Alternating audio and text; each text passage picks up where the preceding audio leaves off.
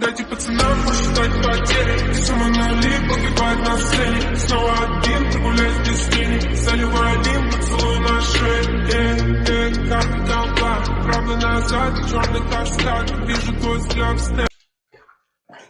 Hello students, कैसे हो आप सभी लोग। वेलकम है आपका मेरे इस YouTube channel power of physics bye Lalit sir में। और आज का इस वीडियो में बहुत बहुत बहुत ज्यादा खास होने वाला है, क्योंकि आज वो दिन आ चुका है जिसका आपको बेसब्री से इंतजार था।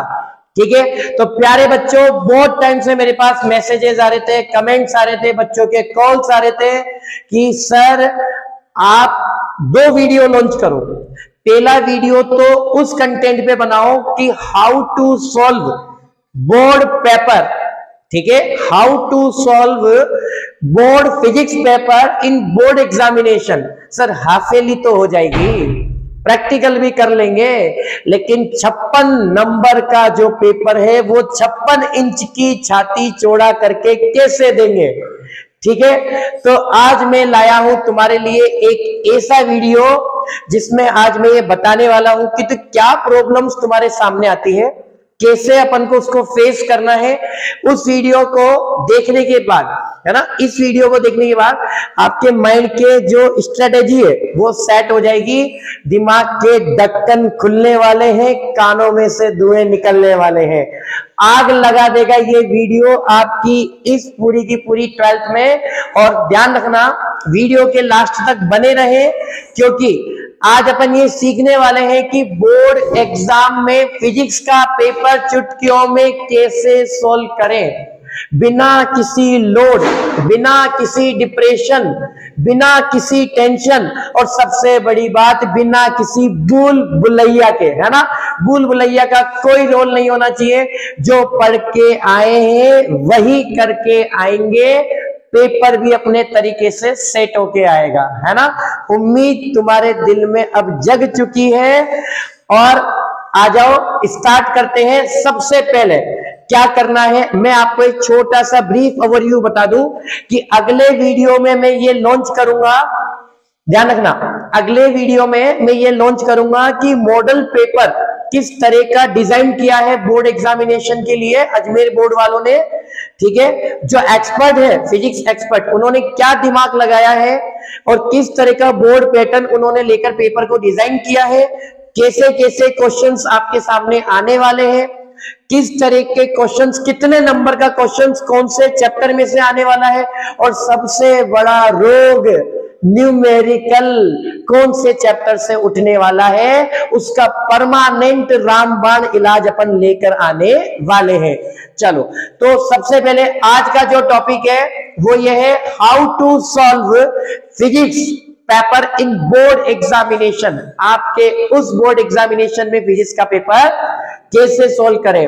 ठीक है, अब देखो, अब मैं तुम्हें एक सबसे बढ़िया गुरु मंत्र बताता हूं, है ना। आइए मेरे साथ जुड़िए। सबसे पहले आपको एक छोटी सी चीज देखनी है। सबसे पहले आपको पेपर सॉल्व करते समय, ठीक है, 3 चीजें ध्यान रखनी है। सबसे पहले आपको बनाना पड़ेगा अपना माइंड सेट। क्या करना पड़ेगा बताओ। सबसे पहले आपको बनाना पड़ेगा अपना माइंड सेट। क्या करना है, सबसे पहले माइंड सेट करना है। तो देखो, सबसे पहले आपका माइंड सेट होना चाहिए किस चीज के लिए, कि आपका अभी कितना टाइम बाकी है। मैं बता रहा हूं, देखो अभी आपका कितना टाइम बाकी है।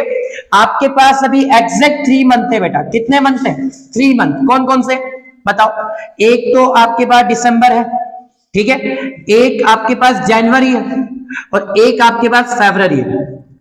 अब इसमें आपका क्या है, सबसे पहले मैं बता रहा हूं कि प्लानिंग क्या रहेगी। इन 3 महीनों की प्लानिंग के साथ आप कैसे एग्जाम में एंटर करने वाले हैं, इस प्लानिंग को जिसने फॉलो कर लिया, मैं गारंटेड कह सकता हूं पेपर फाड़ क्या हो गया बेटा, ये अपना वादा रहा तुमसे।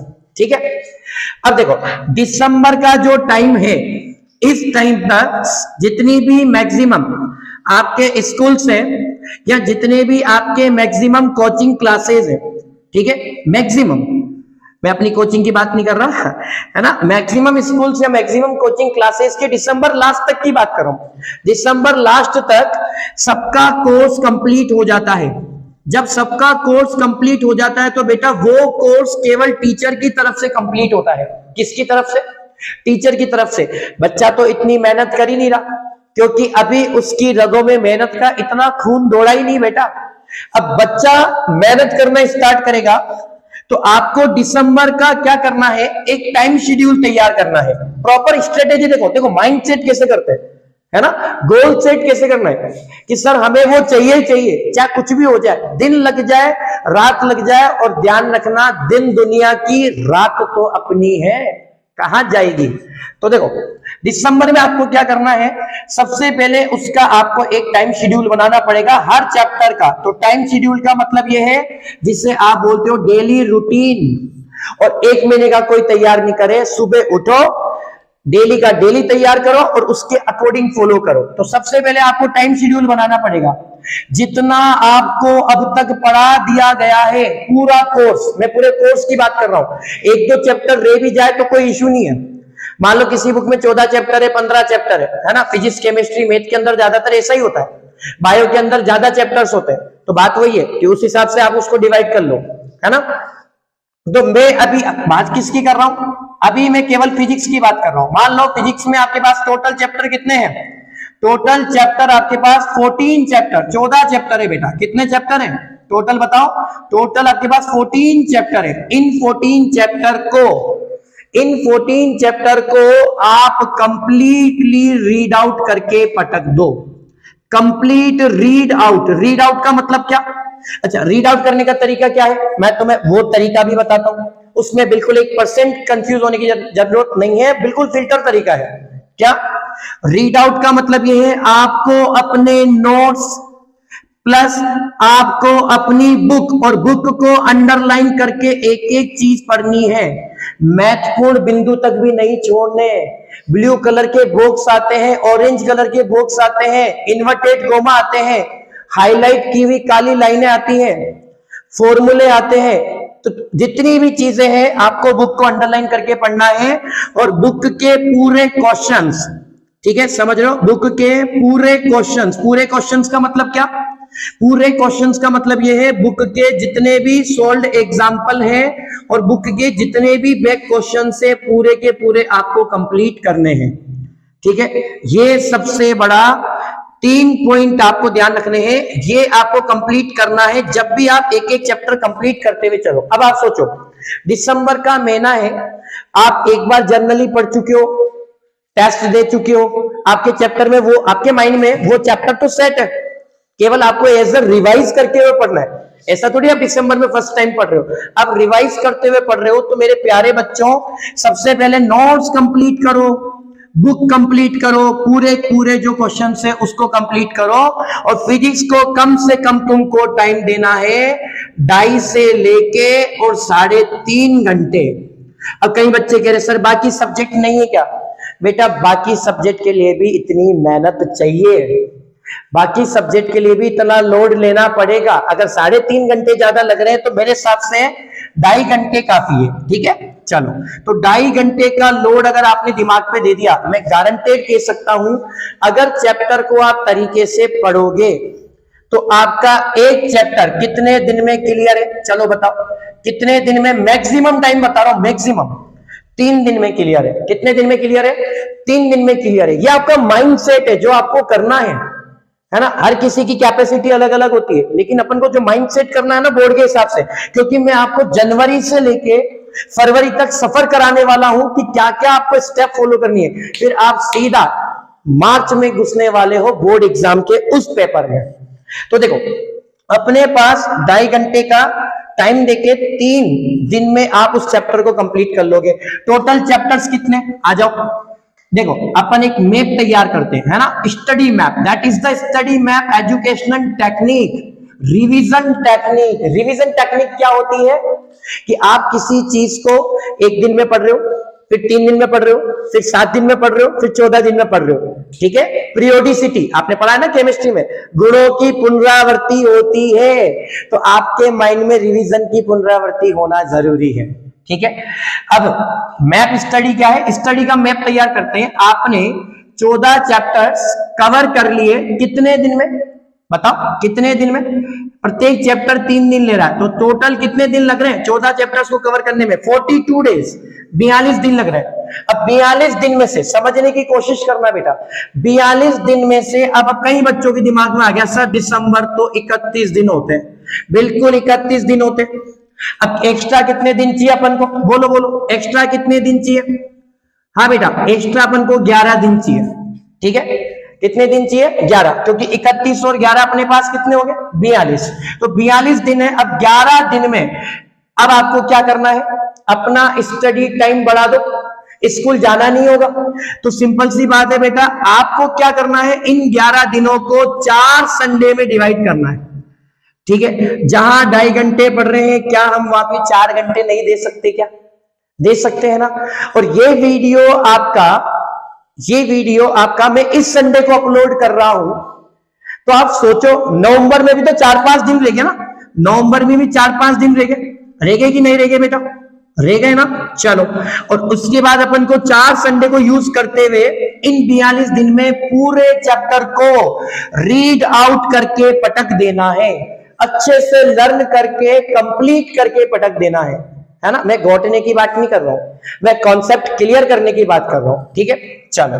अब उसके बाद आपके पास जब ये चैप्टर एक बार आपके हाथ से निकल गए, आपकी आंखों के सामने से प्रत्येक पन्ना निकल गया, तो मैं बता दूं इस पन्ने की कीमत इतनी होती है कि जब आप एग्जाम में पेपर दोगे ना, तो माइंड में क्लिक हो जाती है वो चीज, क्या अपन ने वो चीज वहां पढ़ी थी।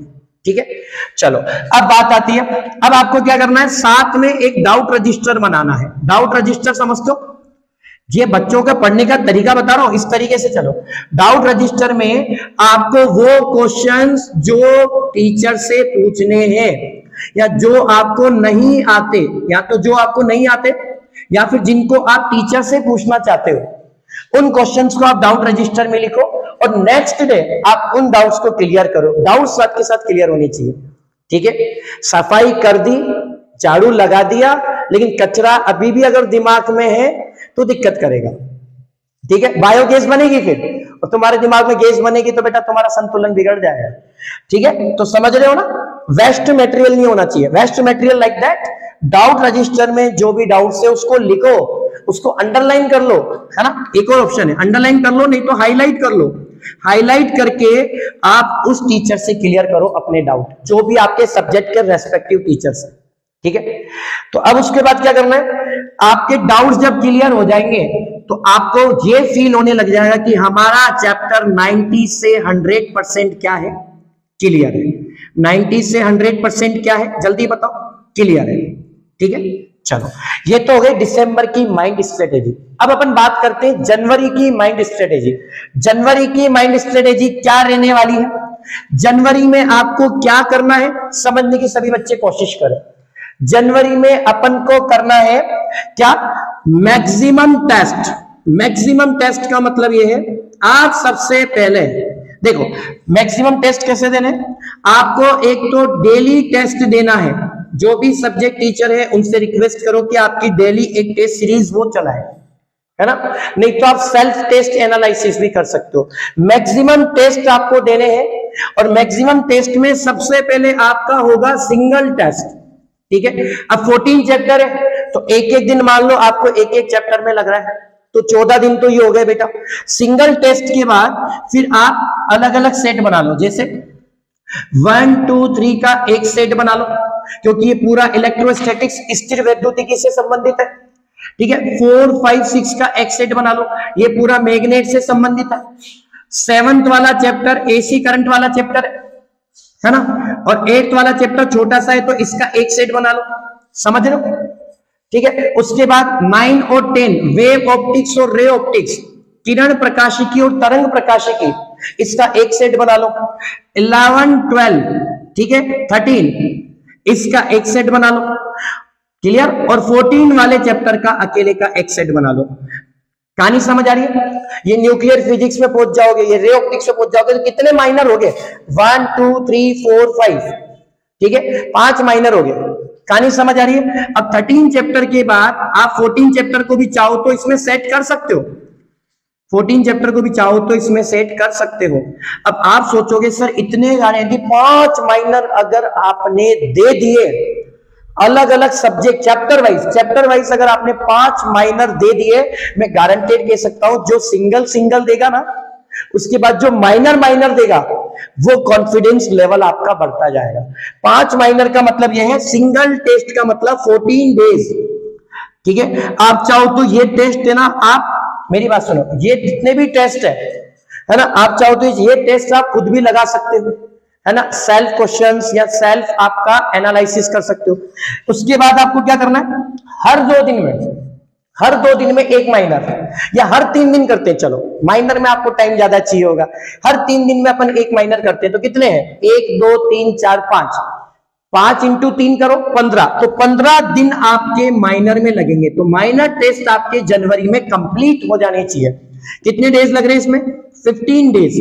कितने दिनों का कार्यक्रम हो गया, हाँ बेटा 29 दिनों का कार्यक्रम हो गया। ठीक है, अब तुम बोलोगे सर 2 दिन तो जी लेने दो, एक तो रिपब्लिक डे आता है और एक पतंग उड़ाने का दिन आता है। तो बेटा किसने बोला मत उड़ाओ पतंग, हवा में उड़ो, यही तो दिन है तुम्हारे। 2 दिन तुम्हें जाओ जिंदगी के दिए। जनवरी की प्लानिंग कंप्लीट, उसके बाद आपका जो माइंड सेट होने वाला है, अब आ गई फरवरी। ठीक है, मैं बता रहा हूं, आपकी पढ़ाई का तरीका डिसाइड करेगा कि आपकी फिजिक्स की प्लानिंग कैसी है, तैयारी कैसी है। तैयारी अच्छी होगी तो पेपर में कोई कुछ नहीं बिगाड़ सकता।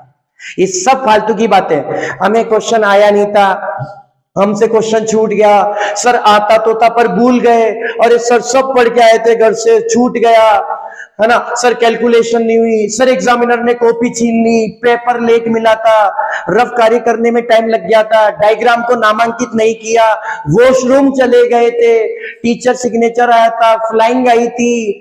ठीक है, उसके बाद अरे बेटा लोगों का काम है तुम्हारा टाइम वेस्ट करना, तुम्हें फोकस नहीं करना इन चीजों पे, तुम्हें तो अपना 100% देना है। ठीक है, चलो आ जाओ अपन फरवरी के कार्यक्रम में उतर जाते हैं, है ना। तो देखो फरवरी के कार्यक्रम में उतरने जा रहे हैं। अब फरवरी में आपको क्या प्लानिंग रखनी है, फरवरी में आपको क्या प्लानिंग रखनी है, देखो फरवरी में सिंपल सी बात करता हूं मैं। आपने यहाँ पे पूरी चीज स्टडी करी, जो डाउट आया उसका डाउट रजिस्टर बनाया, आपके डाउट्स भी क्लियर हो गए। डाउट्स क्लियर होने के बाद आपने सिंगल टेस्ट दे लिए, आप में कॉन्फिडेंस लेवल बढ़ गया। फिर आपने माइनर टेस्ट दे लिए, तो माइनर टेस्ट से आपको 2 चीजें पता चलेगी। माइनर टेस्ट से कितनी चीजें पता लगेगी, 2 चीजें पता लगेगी। कौन कौन सी 2 चीजें पता लगेगी, सबसे पहले तो नंबर कहां कट रहे हैं, नंबर कहां कट रहे हैं। टीचर से बोलो कि सर हमारी कॉपी टफ से टफ चेक करो, बिल्कुल टफ से टफ लेवल की चेक करो हमारी कॉपी, हमको छोटी छोटी मिस्टेक्स बताओ, मैं बताऊंगा कि तुमको क्या क्या करके आना है। ठीक है, लेकिन आप जो भी रेस्पेक्टिव टीचर्स हैं उनसे बोलो कॉपी टफ से टफ चेक करो, नंबर कहां कट रहे हैं। अच्छा, उसके बाद नंबर कटने के बाद इंप्रूवमेंट कैसे करना है, भाई मेन चीज तो यही है ना, इंप्रूवमेंट कैसे करना है। और मैं तुम्हें एक चीज बताऊं, बहुत प्यारी चीज बता रहा हूं, ठीक है, हो सके तो अपने दिल के अंदर तक जाने देना बेटा। How to learn doesn't matter, how to write in exam it's matter. आप कैसे पढ़ते हो किसी को कोई फर्क नहीं पड़ता, आप एग्जाम में कितना इंप्रेसिव और स्मार्ट वर्क करके आने वाले हो, क्योंकि कॉपी चेक करने वाला आपकी नॉलेज नहीं देखेगा, आपके लिखने का तरीका देखेगा। चीजें समझ आ रही है। अब नंबर कहां कट रहे हैं, एक तो यहां पे अपन को सुधार करने की जरूरत है, और इंप्रूवमेंट कैसे करना है ये एंड टू एंड टीचर से पूछो, सर लिखने के तरीके में कोई प्रॉब्लम है क्या, मैं बताता हूं इंप्रूवमेंट कहां होता है। चलो मान लो टीचर तुमको नहीं बता रहा, तो हम बता देते हैं इंप्रूवमेंट कहां होगा। सबसे पहला इंप्रूवमेंट आपको करना है हैंड राइटिंग। ठीक है, आप जो भी अपनी हैंड राइट है उसको बहुत परफेक्ट तरीके से करना है। हैंड राइटिंग में एक तो हर चीज को स्पेस में लिखना है, ठीक है, हर 3 लाइन के बाद पैराग्राफ चेंज होना चाहिए। फिर चाहे आप डेफिनेशन लिख रहे हो, परिभाषा लिख रहे हो, चाहे किसी भी चीज को समझा रहे हो, है ना। हैंड राइटिंग के बाद सबसे ज्यादा 101% जिसने ये तरीका यूज कर लिया, लिख के ले जाओ स्टाम्प पेपर पे, अगर टीचर का दिमाग नहीं बदल दिया तो पूरी कॉपी में सिंगल कटिंग नहीं होनी चाहिए, कॉपी साफ सुथरी होनी चाहिए। तुम मार्केट में बुक खरीदने जाते हो, आगे का कवर क्या हल्का सा फटा रहता है, या किसी ने अपना नाम लिख दिया, तो क्या वो बुक खरीद के लिए आते हो क्या, नहीं भैया मुझे तो फ्रेश बुक चाहिए, मैं तो नई बुक से पढ़ूंगी। आप बोलते हो कि नहीं बोलते हो? नई बुक से पढ़ूंगा या पढ़ूंगी, जो भी है। अब मेरी बात सुनो, 101% विदाउट कटिंग, कटिंग 1% नहीं होती चाहिए। अब इसका राज क्या है मैं तुम्हें बताता हूं। इसका राज ये है कि मैं तुम्हें बताता हूं, आपके घर की एक बहुत बड़ी दीवार है, शानदार दीवार है, उस पे मस्त पेंट हो रहा है, उस पेंट पे पूरी दीवार बहुत बढ़िया है, उस पेंट वाली दीवार पे एक छोटी सी चींटी चल रही है। तो आप खुद सोचो कि एनालिसिस करने वाले का ध्यान सबसे पहले किस पे जाएगा, उस दीवार पे या उस चींटी पे? चींटी पे जाएगा ना। चींटी छोटी सी है, दीवार बड़ी है, उसको ये तो नहीं दिखा कि इतना प्यारा पेंट हो रहा है, इतनी बड़ी दीवार है, लेकिन वो देखा कि ये चींटी यहां क्या कर रही है। इसका मतलब नेगेटिविटी पहले कैच होती है। जहां से देखो, मैं बोर्ड की कॉपीज मैंने कभी चेक नहीं करी, लेकिन बोर्ड में लिखने वाले कॉपीज का तरीका मैंने देखा है, और मैं खुद का स्टेटमेंट दे रहा हूं कि जहां से आपने कॉपी में कटिंग कर दी, इसका मतलब आप टीचर का ध्यान अट्रैक्ट कर रहे हो कि भैया मेरी गलती पढ़ और नंबर काट। मतलब आपने कटिंग करी, वहां से टीचर कॉपी पढ़ना स्टार्ट कर देता है। अदरवाइज पानी की तरह बेटा उसका हाथ चलेगा। किसी टीचर के पास, किसी फैकल्टीज के पास इतना टाइम नहीं होता कि वो हर एक कॉपी को स्टडी करे, बिल्कुल नहीं कर पाता। एक एक लाइन थोड़ी पढ़ने बैठेगा, लेकिन हाँ, उनका माइंड और सेंस ऑफ ह्यूमर, बच्चे की कॉपी देख के पता लग जाता है कि इस बच्चे का लेवल क्या है। स्टार्टिंग का पेज आपका इंप्रेसिव वर्क होगा, समझ रहे हो? स्टार्टिंग का पेज आपका इंप्रेसिव वर्क होगा। कभी भी पूरी पिक्चर अपलोड की जाती है क्या? पहले क्या निकाला जाता है? ट्रेलर। तो ट्रेलर देख के ही तो पब्लिक बढ़ती है सिनेमा हॉल में कि ट्रेलर अच्छा है तो मूवी देखने जाएंगे। इसी प्रकार अगर आपकी कॉपी का वर्क अच्छा है, 100% मार्क्स आएंगे। तो hand writing without cutting, cutting नहीं करनी। और उसके बाद जितने भी डायग्राम्स बनाओगे, जितने भी आप चित्र बनाओगे, सबको क्या करना है? नॉमिनेट, नामांकित करना है। और अब चित्र बनाने के लिए भी मैं आपको बताऊंगा कि कौन सी पेंसिल काम में लेनी है, किस तरीके से उसको नामांकित करना है। तो ध्यान रखना, डायग्राम बनाना है, नामांकित करना है, विदाउट कटिंग हैंड राइटिंग है, ठीक है। और लिखने का तरीका, वे ऑफ राइटिंग, ये भी आपको टीचर बताएगा। लिखने का तरीका मतलब कितने नंबर में कितना मैटर लिखना है, ठीक है। ये आपको नॉलेज होना चाहिए बेटा इन चीजों का। कहानी समझ आ रही है? तो ये अपने को इंप्रूवमेंट कैसे करना है, इन चीजों में इंप्रूवमेंट कर लो। जो पूछा है उसका ही जवाब दो, ठीक है। जितना पूछा है उतना ही मैटर लिखो। समझ आ रही है बात? उसके अलावा डायग्राम्स परफेक्ट बनाओ। कॉपी में कह रहा हूं ना, बिना कटिंग शानदार हेड राइटिंग में डायग्राम बना दिया तो वे ऑफ राइटिंग तुम्हारा डिसाइड करेगा कि आपकी माइंड स्ट्रेटेजी कैसी है। अब जनवरी में जो आपने टेस्ट सीरीज यहां पे दी, इसकी जो कमियां है वो यही निकलने वाली है।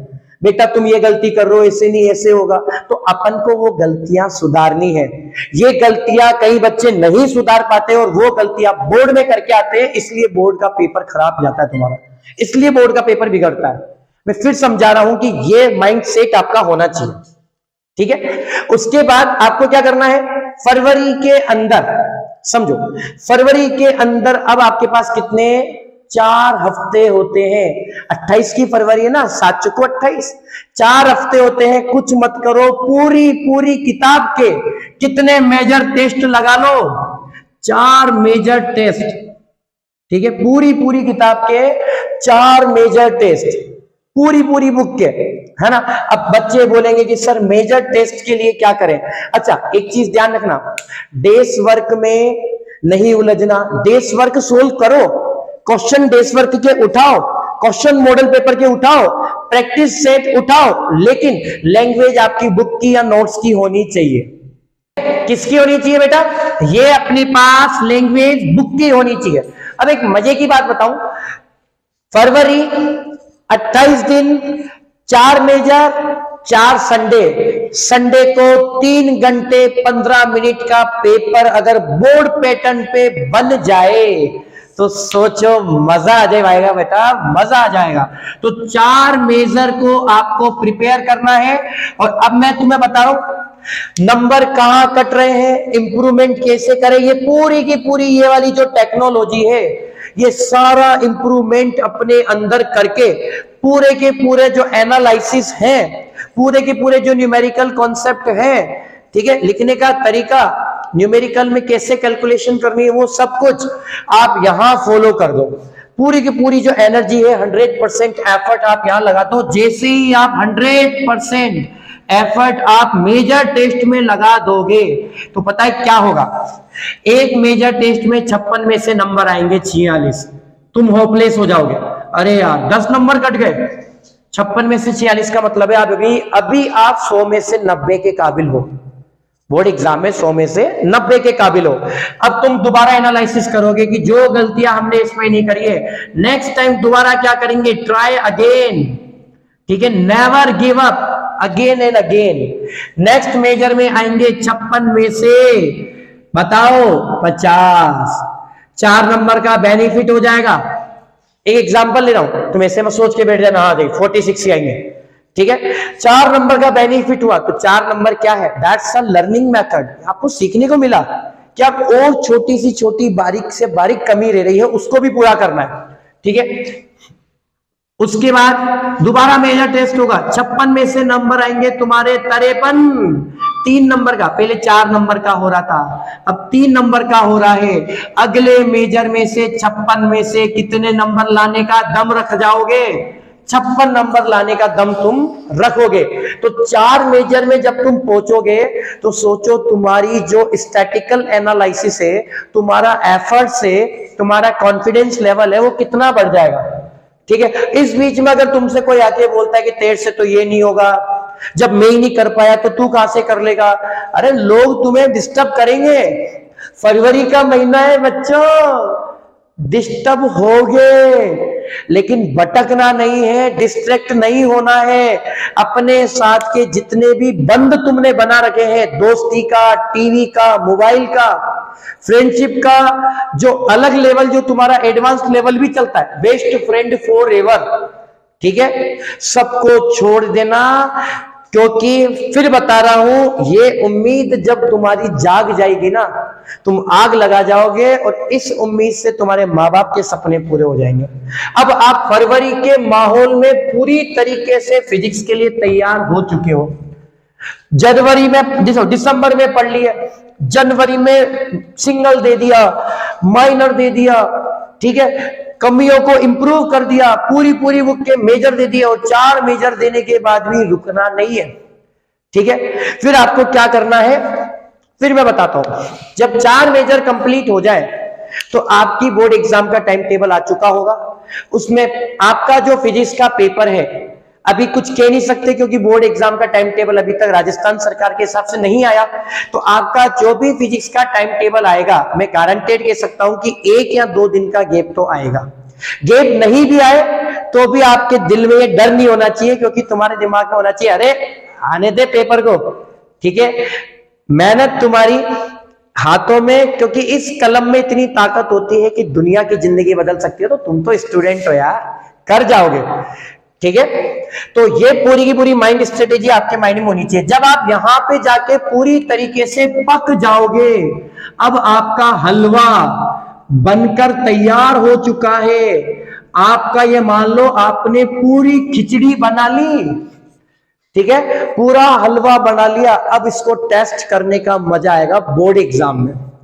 तो बोर्ड एग्जाम के लिए अब आप तैयार हो जाओगे, ठीक है। एग्जाम के बीच में गैप आएगा, अब उस गैप में आपको क्या पढ़ना है, कैसे पढ़ना है, और एग्जाम के अंदर जब आप एंटर होगे तो पेपर आपके सामने आएगा, उसको कैसे रीड आउट करना है। और उसमें बच्चों के साथ एक ही कमी आती है, क्या आपने एक चीज नोटिस करी होगी, हम कोई अच्छी सी मूवी देखते हैं तो फटाफट से मूवी के 3 घंटे यूं ही निकल जाते कि नहीं निकल जाते, क्यों, हमें पता ही नहीं लगता, क्योंकि हमारे अंदर वो इंटरेस्ट होता है। लेकिन आप सोचो, आप पेपर सोल्व करते हो तब भी आपको टाइम का पता नहीं लगता, अरे सॉरी और 2 क्वेश्चन रह गए, 5 क्वेश्चन रह गए, 3 क्वेश्चन रह गए, वो तो आता था सर मैं छोड़ आया।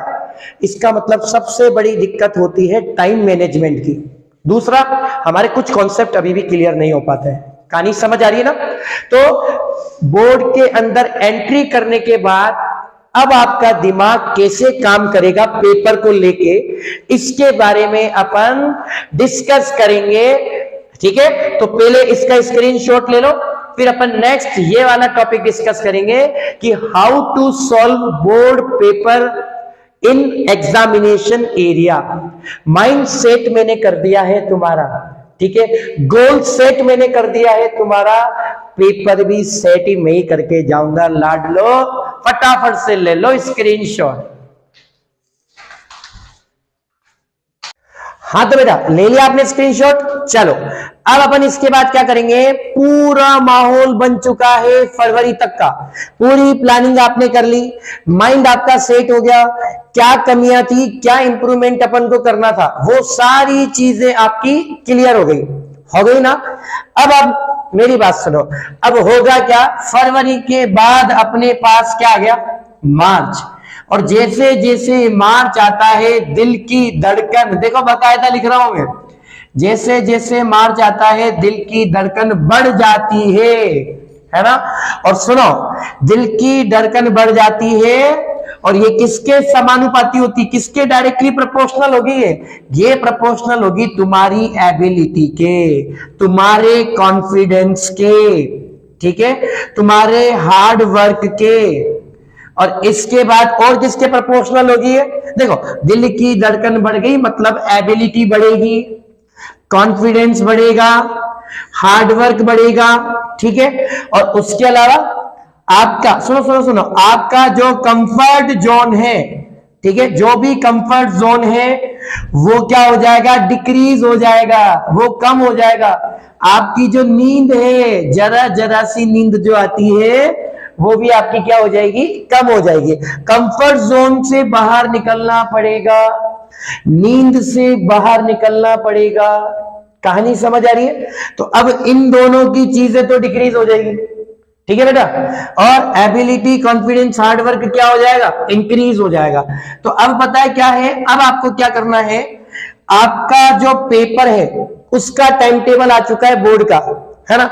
अब हर पेपर के लिए गैप होता है बेटा, मैं केवल फिजिक्स की बात कर रहा हूं यहाँ पे, चाहो तो आप इसको इंग्लिश हिंदी सब जगह अपने अपने अकॉर्डिंग टाइम टेबल सेट करके बना सकते हो, लेकिन हर पेपर के लिए क्या होता है, हर पेपर के लिए गैप होता है। अब आप इतना लेके चलो कि जो भी आपको एग्जाम टाइम पे पढ़ना है, फिजिक्स में आपने टेस्ट दे लिए, सिंगल दे लिए, माइनर दे लिए, मेजर दे लिए, उसके बाद जो एग्जाम टाइम पे पढ़ना है, जैसे आपने शॉर्ट नोट्स बना के रख लिए, है ना, फॉर्मूला चार्ट बना के रख लिया, रिवीजन टाइम में देना है तो फॉर्मूला चार्ट बना के रख लो, ठीक है।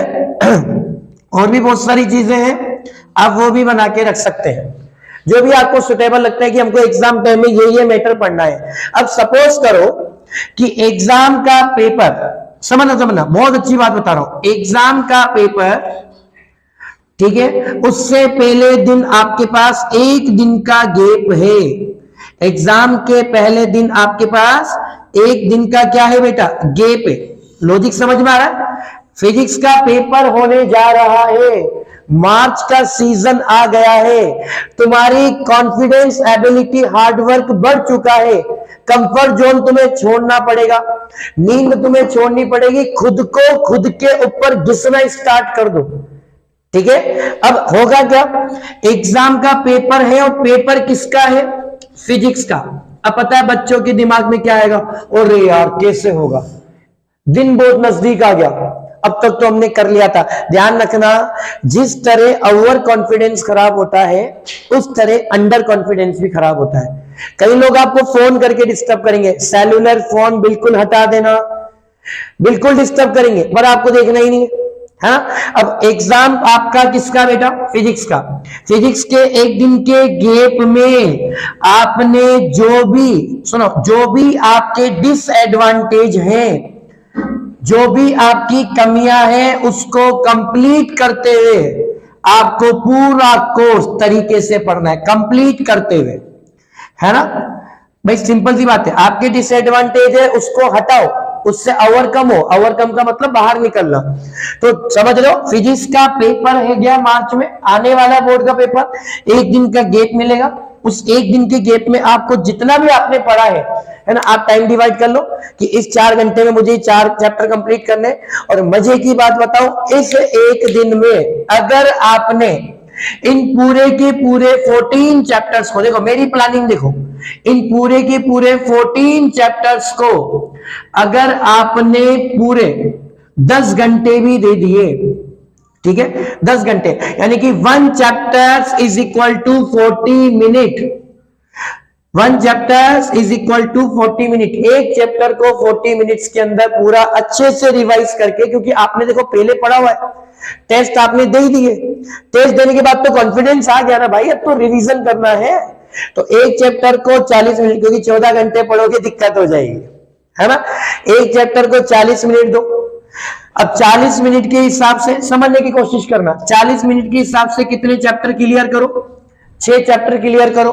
कितने घंटे में? जल्दी बताओ। 4 घंटे में। फिर 1 घंटे का ब्रेक ले लो। मैं बता रहा हूं पढ़ना कैसे।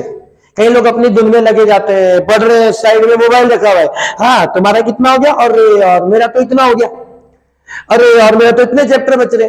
अरे सामने वाला तुमसे पूछेगा, साथ में तुम्हें टेंशन भी देगा, तो टेंशन लेने का नहीं, फोकस ऑन योर स्टडी, ठीक है। तो एक चैप्टर को 40 मिनट दिए, 6 चैप्टर अपन को, नंबर ऑफ चैप्टर कितने?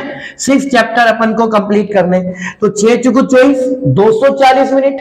1 घंटे में 60 मिनट होते हैं, तो 4 घंटे में 6 चैप्टर कर सकते हो। तो दिमाग लगाओ, अगले 4 घंटे में, नेक्स्ट 4 आवर्स में, अगले 4 घंटे में क्या तुम 6 चैप्टर और कवर नहीं कर सकते? क्या कर सकते हो ना? अगले 4 घंटे में 6 चैप्टर और कवर कर सकते हो। चलो, अब बच्चे बोल रहे हैं मेरे से, सर शुरू के जो है ना 6 चैप्टर है वो तो थोड़े छोटे छोटे हैं, 1-2 बड़े बड़े हैं, वो तो हम कर लेंगे। अगले जो 4 चैप्टर, अगले जो 6 चैप्टर है वो बड़े बड़े हैं, तो कोई दिक्कत नहीं है। अब मेरी बात सुनो, जैसे मान लो 1 से लेके 6 तक के चैप्टर तुमने 4 घंटे में कवर कर लिए। 7वां चैप्टर है, बड़ा है। 8वां चैप्टर बड़ा है, बिल्कुल है, 8वां तो फिर भी छोटा है।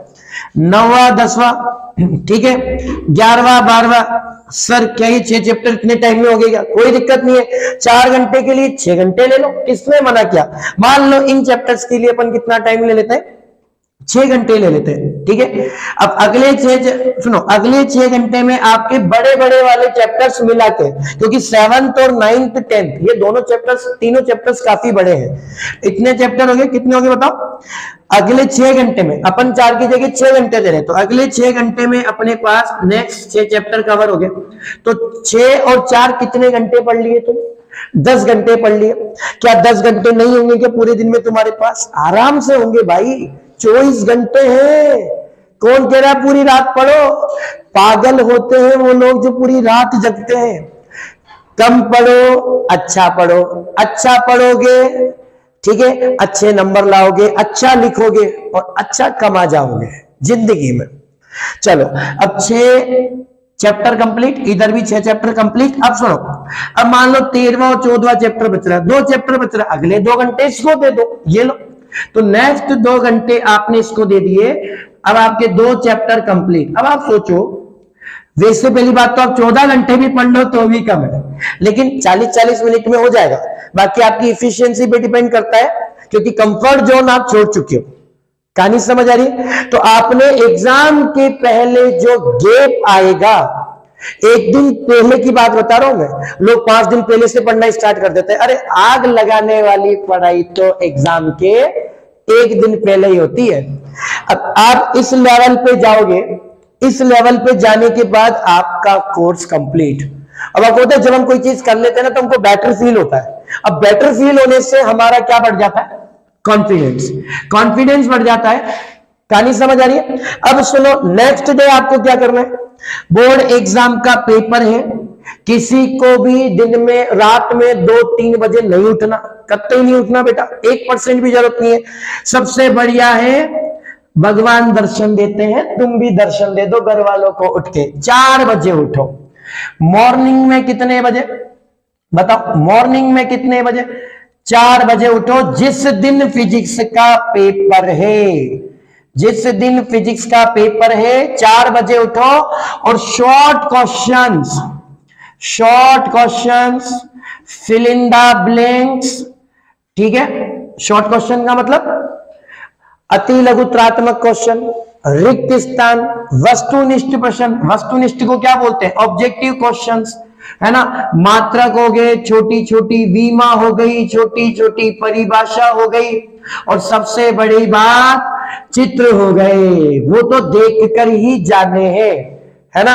उसके अलावा सूत्र याद कर जाओ, है ना। न्यूमेरिकल कंसेप्ट देख जाओ कि भैया इस तरह का न्यूमेरिकल आ गया तो इस फॉर्मूले को यूज करके अपन आंसर निकालेंगे। और मजे की बात बताओ, न्यूमेरिकल कैसे सोल्व करना है, किस तरह का क्वेश्चन एग्जाम में आएगा, ये मैंने इसका वीडियो बकायदा डाला हुआ है, शानदार लेवल पे मैंने इसका वीडियो डाला हुआ है कि न्यूमेरिकल एग्जाम में कैसे आएगा। ये पूरी चीज अगर आप लोग इस वाली जो पावर को यूज कर लोगे, क्योंकि जिसका डायग्राम लेवल अच्छा है, जिसका न्यूमेरिकल लेवल अच्छा है, दैट मीन्स आप ये सोच सकते हो कि मैं कहना क्या चाह रहा हूं, है ना। चलो अब इधर देखो अपने पास क्या हो रहा है। ये सब कुछ करने के बाद अब आप मान लो एग्जाम है 8 बजे, किताब छोड़ दो 6:30 बजे, बिल्कुल एग्जाम से 1.5 घंटे पहले बुक छोड़ दो, बिकॉज स्ट्रेस से फ्री होना पड़ेगा भाई। कब तक दिमाग में लोड लेकर जाओगे, है ना। जिंदगी में किताबों का बोझ अगर कंधे पे तुम अभी से उठा लोगे तो बहुत बढ़िया बात है, नहीं तो आने वाले टाइम में लोग बोझ समझ के तुम्हें कंधों पे ले जाएंगे बेटा, है ना। चलो अब 6:30 बजे आप छोड़ दो, 6:30 से 7 बजे के बीच में फटाफट से रेडी हो जाओ, ठीक है कि भैया रेडी हो गए, अब एग्जाम है। 7 सवा 7 बजे घर से निकलो। सुनो सुनो पूरी कहानी बता रहा हूं जो तुम्हारे साथ होता है, दैट्स अ प्रैक्टिकल, है ना। यहाँ पे मैं ऐसे थोड़ी बेटा एंटरटेन करने के लिए आया यूट्यूब पे, ना ना ना ना। जो दिल कहता है तुम्हारा वो वही कहता है जो दिमाग पे होता है, समझ रहे हो। दिमाग दिल के साथ खेलता है और दिल जुबान के साथ खेलती है, ठीक है। दिल में वही होता है जो जुबान पे आ जाता है। तो चीजें समझो। अब आप पहुंच गए भैया 8 बजे सेंटर पे। अब सेंटर में सारे दोस्त मिलेंगे तुमको, ठीक है। अब देखो दोस्त बड़े मजे लेते हैं, अच्छा तू कितने घंटे पढ़ा था, तू कितने घंटे पढ़ी थी, यार मैं तो कुछ पढ़ के ही नहीं आई, तेरी कसम मैं तो है ना भगवान भरोसे आई हूं, पेपर अच्छा जाएगा तो ठीक है, नहीं तो मैं तो पड़ोसी से पूछूंगी। अरे खुद को इतना परफेक्ट करके जाओ कि तुम्हें किसी की जरूरत ही ना पड़े। मैंने क्या बोला, आसपास वाले डिस्टर्ब करेंगे, नहीं होना, बिल्कुल नहीं होना, ठीक है। अब आप लोग पहुंच गए सेंटर पे, है ना। चलो अब इसका थोड़ा सा स्क्रीनशॉट ले लो, जिसको दिल की धड़कन वड़कन नजर आ रही है 1 मिनट के लिए स्क्रीनशॉट ले लो, फिर मैं इसके आगे की कहानी समझता हूं कि सेंटर से और एग्जाम तक का दौर कैसा रहेगा।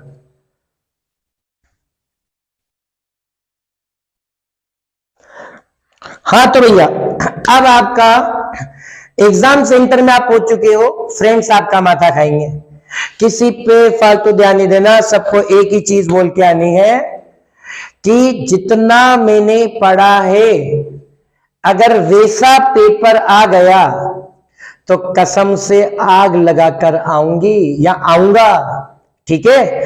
बस अपना, अब सुनो पता है होता क्या है। अब आप क्या कर रहे हो, सपोज करो अब आप एग्जाम हॉल के अंदर एंटर कर चुके हो, एग्जाम हॉल के अंदर क्या कर चुके हो भाई, एंटर कर चुके हो। एग्जाम हॉल के अंदर एंटर करने के बाद आपको जो जो चीजें ध्यान में देनी है, हालांकि सबको सब पता है लेकिन फिर भी मेरा फर्ज बनता है बेटा सब बता रहा हूं मैं। ध्यान रखना, एग्जाम हॉल के अंदर एंटर करने के बाद आप जिस टेबल पर बैठो उस टेबल पर बैठने से पहले देख लो भैया वो हिल तो नहीं रही, ठीक है।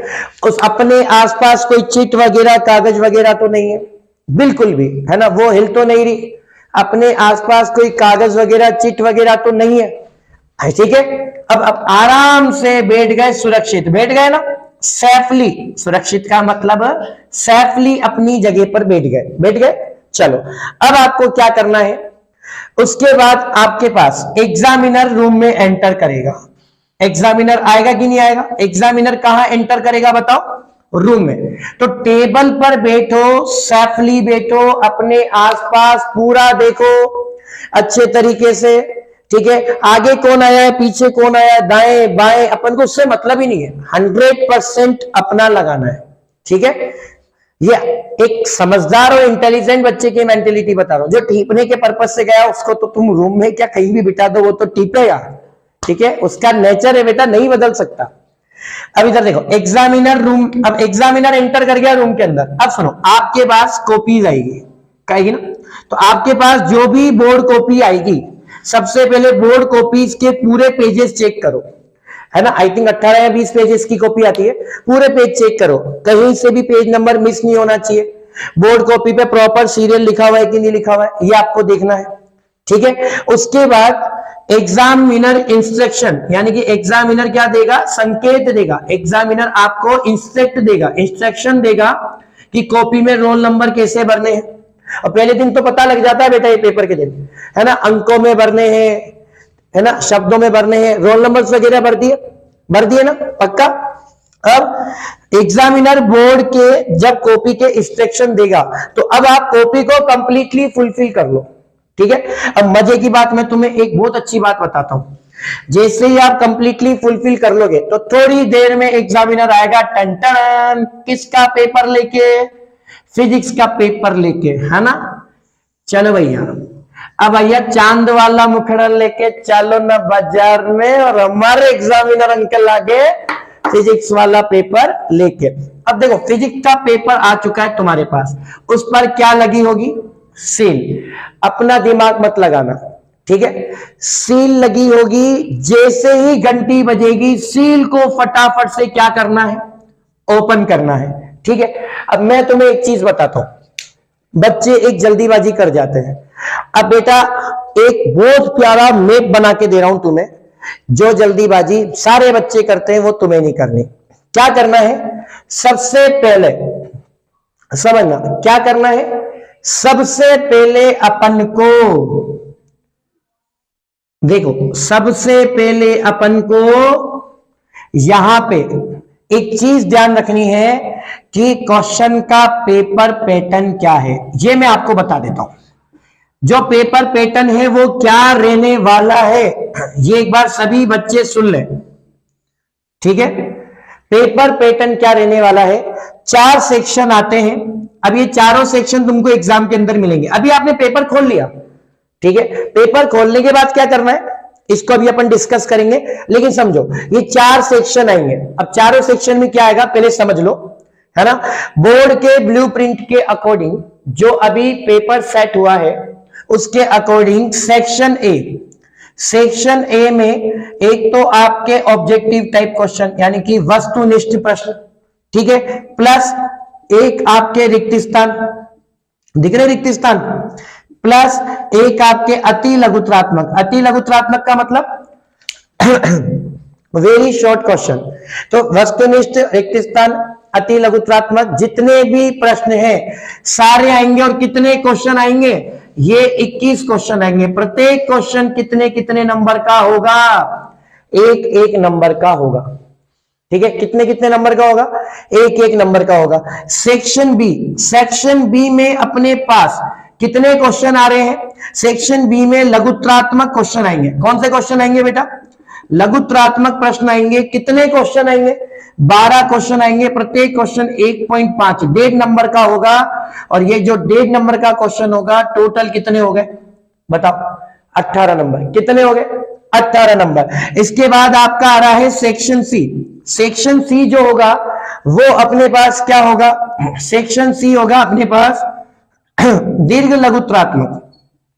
लघुत्रात्मक से थोड़ा सा बड़ा, ठीक है। इसके कितने क्वेश्चन आएंगे, 3 क्वेश्चन आएंगे। प्रत्येक क्वेश्चन कितने मार्क्स का होगा बताओ, 3 नंबर का होगा। 3 नंबर का होगा तो अपने पास कितने नंबर हो गए बताओ, 9 नंबर। कितने नंबर हो गए, 9 नंबर। और एक आपका बोर्ड एग्जाम में आने वाला है सेक्शन डी। सेक्शन डी का मतलब देखो, इसको ऑब्जेक्टिव बोलते हैं, इसको फिल इन द ब्लैंक, इसको वेरी शॉर्ट, इसको लघुत्रात्मक को शॉर्ट, और ये लॉन्ग टाइप क्वेश्चन। और वेरी लॉन्ग का मतलब निबंधात्मक क्वेश्चन। तो निबंधात्मक प्रश्न कितने आने वाले हैं, निबंधात्मक प्रश्न आपके आने वाले हैं 2 क्वेश्चन। प्रत्येक क्वेश्चन कितने कितने नंबर का, 4 नंबर का, जिसमें आपके पास अथवा का ऑप्शन आएगा। निम्न में से कोई एक करो। जब ऐसा क्वेश्चन आता है ना तो फीलिंग बड़ी शानदार होती है कि भाई ऊपर वाला नहीं आएगा तो नीचे वाला कर लेंगे। पर होता क्या है, ऊपर भी 2 देगा, नीचे भी 2 देगा, ऊपर वाले का भी 1 आता है और नीचे वाले का भी 1 आता है। तो जो सबसे परफेक्टली तरीके से आता है उस ऑप्शन को अपन को चूज करना है, ठीक है। अब ये 4 क्वेश्चन कितने नंबर, 8 नंबर। आप सारे मिला के देख लो, ठीक है, पूरा का पूरा पेपर 56 नंबर का हो चुका है। ठीक है, लेकिन नंबर ऑफ क्वेश्चंस कितने हैं भाई? इसने तो लंका लगा दी पेपर में तो बेटाओ। नंबर ऑफ क्वेश्चंस कितने हैं? देखो 12 और 3 15 और 2 17, 17 और 21 कितने होते हैं? देखो 17 और 1 इधर 18, 18 और 20 38 क्वेश्चंस, 38 क्वेश्चंस आने वाले हैं। 38 क्वेश्चन आपको सोल्व करने हैं और आपके पास समय कितना है? टाइम आपके पास है 3 घंटे 15 मिनट। अब आपको क्या करना है? आधे से ज्यादा बच्चे कंफ्यूज हो जाते हैं, सर इतना बड़ा पेपर क्या हमसे 3 घंटे 15 मिनट में हो जाएगा क्या? लास्ट टाइम मैक्सिमम आरबीएससी वाले बच्चों से जब मेरी बात हुई, मैंने उनका ओवरव्यू लिया तो हमसे बोले लास्ट टाइम तो सर पेपर ही बिगड़ गया, क्वेश्चन आते थे लेकिन आते हुए भी छूट गए। नहीं आते हैं तो टीप टाप के कर लेते हैं तो कोई प्रॉब्लम नहीं, आते हुए भी अगर क्वेश्चन छूट जाए तो बड़ा दुख होता है बेटा। फिर वो क्या मेहनत जो अपन ने करी है ना वो साथ नहीं दे पाती पूरी तरीके से, वो फिर दिल के अरमा आंसुओं में बह जाते हैं, है ना। अब 3 घंटे 15 मिनट को कैसे यूटिलाइज करोगे एग्जाम में? पेपर आपके पास आ चुका है, मैंने पेपर पैटर्न भी आपको यहां पे एक्सप्लेन कर दिया है। ठीक है, अब आपको क्या करना है? आ जाओ, इसको मैं हैंड टू हैंड मिटा देता हूं, रफ कर देता हूं। अब आपको क्या करना है? पेपर के अंदर 5 चीजें अच्छे से ध्यान रखनी है। ठीक है, बोर्ड में पेपर कैसे सॉल्व करें, अपना जो मेन सेशन का टॉपिक था वो यही था। अब पेपर आपके सामने आ गया। अब मैं आपको बताता हूं, सबसे पहले आपको एक चीज ध्यान रखनी होगी, टाइम मैनेजमेंट। ठीक है, टाइम वेस्ट नहीं करना, अपने को टाइम मैनेजमेंट लेके चलना है ना। एग्जामिनेशन हॉल में वैसे तो घंटी बज जाती है, या फिर हम इन्विजिलेटर या जो भी एग्जामिनर होता है मुझसे पूछ लेते हैं कि बता दो सर टाइम कितना हुआ। वैसे तो वो बताते रहते हैं, वो अपना फर्ज बहुत अच्छी से निभा रहे हैं। अब टाइम मैनेजमेंट करते हुए आपको ध्यान क्या देना है? एक चीज बहुत अच्छे से ध्यान देनी है। अब मैं आपको बता देता हूं कि सबसे पहले 15 मिनट तो आप अपने वेस्ट लेकर चलो। वेस्ट कैसे होंगे अभी सुन लो। सबसे पहले कोई कॉपी की चेकिंग करने आएगा, ठीक है, कॉपी की चेकिंग करवाने आएगा, फिर रोल नंबर लिखवाने आएगा, फिर सीरियल नंबर लिखवाने आएगा कि नहीं आएगा? कुछ वर्क तुम किसमें, कुछ टाइम किसमें बर्बाद करोगे बताओ? डायग्राम को बनाने में भी बर्बाद करोगे। कुछ टाइम तुम किसमें बर्बाद करोगे? रफ वर्क करने में बर्बाद करोगे। कुछ टाइम तुम कुछ फॉर्मेलिटीज है उनके लिए पूरा करोगे। ठीक है, और सबसे इंपॉर्टेंट टाइम जो तुम वेस्ट नहीं इन्वेस्ट करोगे, प्लस इन्वेस्ट करोगे, वो आपका इन्वेस्ट वाला जो टाइम है, आपको पेपर को पूरी तरीके से पढ़ना है। चाहे 5 मिनट खर्च हो जाए बेटा, कोई दिक्कत नहीं है। फिजिक्स का पेपर आपकी स्क्रीन पे खुल चुका है, ठीक है, और अब आप उसको पढ़े जा रहे हो। 5 से 10 मिनट लग जाए। पहले देखो, पेपर पढ़ते ही आपके मेंटेलिटी में पता है माइंड में क्या सेट हो जाता है? आपकी मेंटेलिटी वैसे रिएक्ट करेगी, यार ये क्वेश्चन तो मुझे आता है, ओ यस ये तो मैं पढ़ के आया था घर से, ये तो मैं कर दूंगा, इसको मैं आग लगा दूंगा, पेपर फाड़ के आ जाऊंगा। ऐसे ऐसे थॉट माइंड में आ जाते हैं। अब सुनो, शांति पूर्वक बिना किसी डिस्टरबेंस के पेपर को कंप्लीटली रीड आउट करना है तो 5 से 10 मिनट लग जाए, है ना, कोई प्रॉब्लम नहीं है। 5 से 10 मिनट का टाइम लग जाए, पेपर को पूरी तरीके से पढ़ना है। और जब आप पेपर को पूरी तरीके से पढ़ लोगे तो अब मैं आपको बता दूं, जो सेक्शन आपको सबसे अच्छे तरीके से आता है, अच्छे तरीके से का मतलब है परफेक्ट, एक भी क्वेश्चन कहीं से भी नहीं काट सकता, पूरे नंबर देने ही पड़ेंगे कॉपी चेक करने वाले को, वो सेक्शन टच करो और स्टार्ट करो। अगर बोर्ड की कॉपी 20 पेज की है तो स्टार्टिंग के 12 पेज और लास्ट के 5 पेज, बीच में गपड़म सपड़म कर सकते हो, राइटिंग को स्पीड से ले सकते हो, लेकिन माइंड सेट आपको करना पड़ेगा। स्टार्टिंग के 12 पेज और लास्ट के 5 पेज अगर आपने परफेक्टली बेटा विदाउट कटिंग, ठीक है, मैंने बताया था ना, best hand writings, good diagrams nominate करने, बिना किसी कटिंग के आपने ये 5 पेपर बोला 12 पेज और 5 पेज अच्छे से भर दिए, एग्जामिनर का तो बेटा माइंड वैसे इंप्रेस कर दिया तुमने, है ना। अब देखो, मान लो सेक्शन ए आता है। अब कई बच्चे क्या करते हैं, जैसे मान लो ये कॉपी है ना, सेक्शन ए के में से मान लो सेक्शन ए में अभी इधर कितने क्वेश्चन है? 21 क्वेश्चन है। आपको 15 तो आते, 6 नहीं आते, तो आपने 15 कर दिए, फिर सेक्शन बी चालू कर दिया, फिर सेक्शन ए को बाद में भी कर रहे हो, नहीं, जो सेक्शन परफेक्टली तरीके से आता है उस सेक्शन को टच करो और उसी सेक्शन को स्टार्ट करो। ये कॉपी होगी, इधर क्वेश्चन नंबर लिखा होगा, यहां पे लिखो सबसे पहले। ये तरीका होता है लिखने का, ऐसे इस तरह का कॉलम बनाओ, section A start from this page, ठीक है। आंसर की लिखो ना ऊपर, आंसर की, क्वेश्चन की थोड़ी है। उसके बाद जैसे क्वेश्चन नंबर फर्स्ट है, हाँ बेटा आंसर नंबर फर्स्ट, जैसे मान लो किसी का आंसर है 27 जूल, तो आंसर नंबर फर्स्ट का ए ऑप्शन है और ब्रैकेट में ए से एरो बना के लिख के आओ 27 joule. That is the method of writing. ये लिखने का तरीका है। कई लोग डेस्क वर्क में देखते हैं लास्ट में छोटी सी टेबल बना रखी है। अरे बेटा वो क्या है, वो तो कचरा है, एक लाइन में खत्म कर दोगे फिर तो तुम पेपर को, है ना। ऐसे फिल इन द ब्लैंक्स लिखने का तरीका क्या है? फिल इन द ब्लैंक लिखने का तरीका जैसे मान लो स्थितिज ऊर्जा किसी का आंसर है तो ऐसे देश देश देश देश बनाओ और इसके ऊपर लिख के आओ स्थितिज ऊर्जा, ये लो, तो सामने वाले को लगेगा कि भैया ये फिल इन द ब्लैंक्स में इसने फिल किया है, ठीक है। वेरी शॉर्ट क्वेश्चन करने हैं तो मैं तुम्हें बता दूं, वेरी शॉर्ट क्वेश्चन का मतलब अति लघुत्रात्मक क्वेश्चन है, वो मात्रक पूछेगा। अब दो तरीके, देखो जैसे मैंने तुमने तुमसे पूछा कि चुंबकीय फ्लक्स का मात्रक क्या होता है, तुमने बोल दिया वेबर। मैग्नेटिक फ्लक्स की यूनिट क्या होती है? वेबर। एक तो होता है वन वर्ड में आंसर देना, मैं उठा के यहां पे लिखा है वेबर, ठीक है। तो आंसर तो ये भी सही है, किसने बोला गलत है?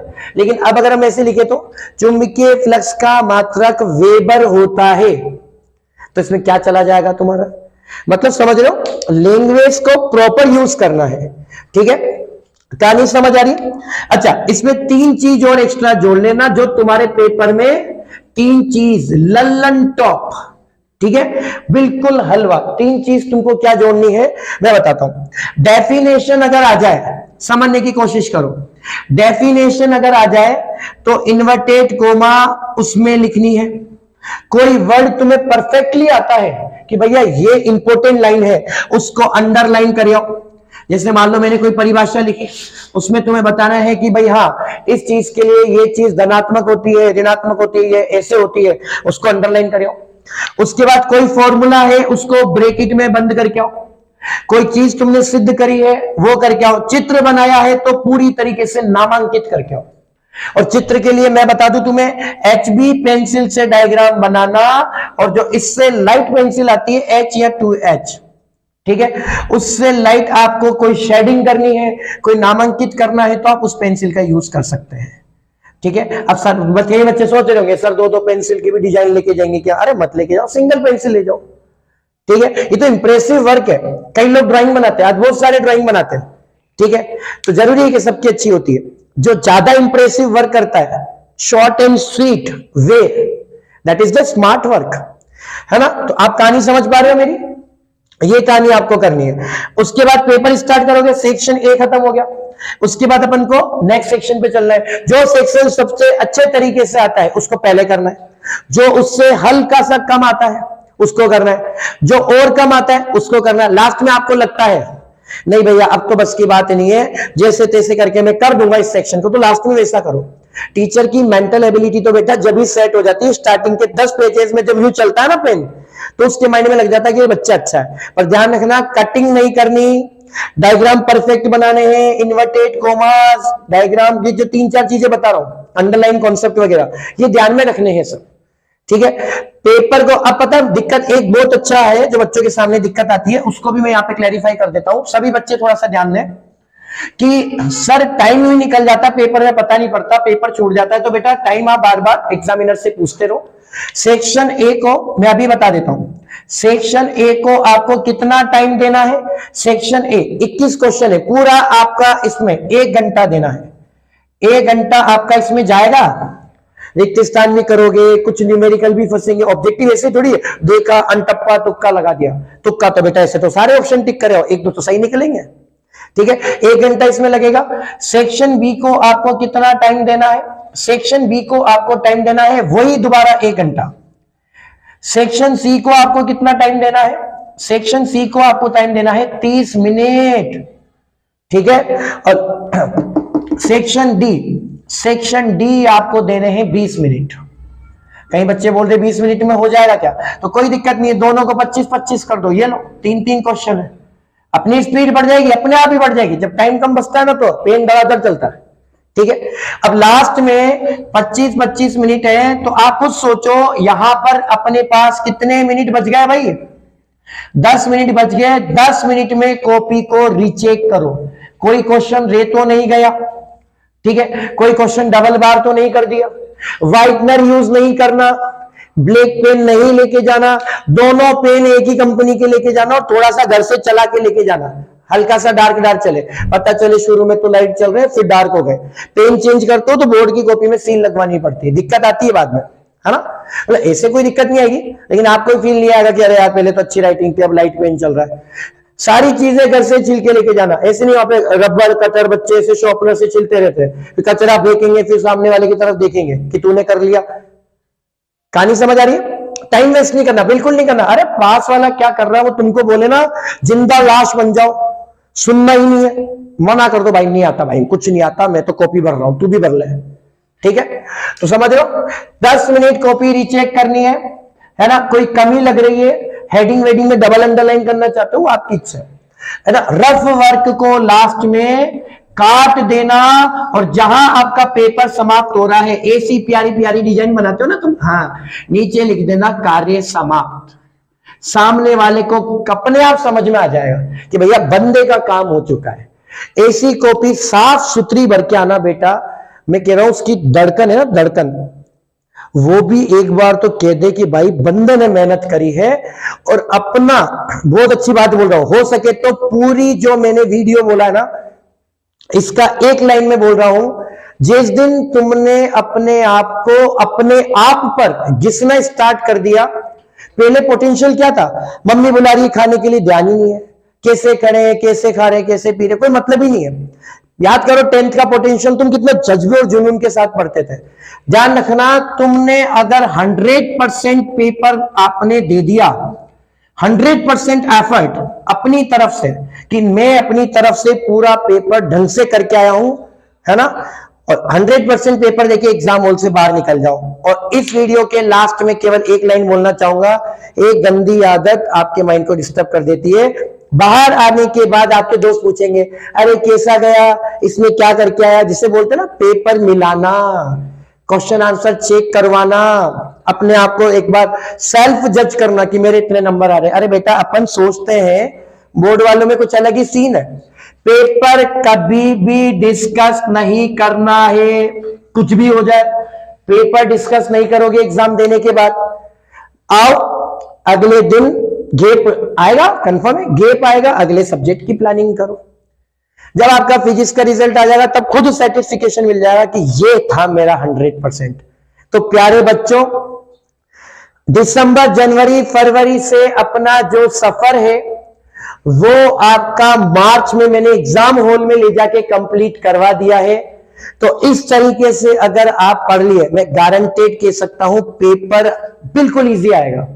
अच्छा, कौन से चैप्टर में से न्यूमेरिकल आएंगे, कौन से चैप्टर में से किस तरह के क्वेश्चन आएंगे, किस तरह से सर हमारे का जो मॉडल पेपर बनाया है बोर्ड वालों ने, क्या उसी तरीके का पैटर्न आएगा, तो उसमें हमें नहीं समझ आ रहा। कई बच्चों के मेरे पास आ रहे हैं, अभी क्वेरीज आ रही है। तो प्यारे बच्चों, इसके लिए मैं बहुत जल्द आपके पास एक वीडियो लेके आऊंगा जिसमें यह बताऊंगा कि कौन से चैप्टर से कॉन्सेप्चुअल क्वेश्चन उठ रहा है, कौन से चैप्टर से रिक्तिस्थान के चांस है, कौन से चैप्टर से मेजर आएगा, कौन से चैप्टर से न्यूमेरिकल आएगा, कौन से चैप्टर से सिंपल क्वेश्चंस आएंगे। ठीक है, तो वीडियो के लास्ट में बने रहने के लिए बहुत बहुत धन्यवाद आप सभी को। इस वीडियो को अपने जितने भी पढ़ने वाले स्टूडेंट्स हैं सब तक शेयर कर दो, लाइक कर दो और सब्सक्राइब करके आग लगा दो, क्योंकि तुम मेरी ताकत हो और इस दुनिया को तुम्हारी ताकत का अंदाजा होना चाहिए। Thank you so much video को एंड तक देखने के लिए। बाय बाय, जय हिंद, जय भारत।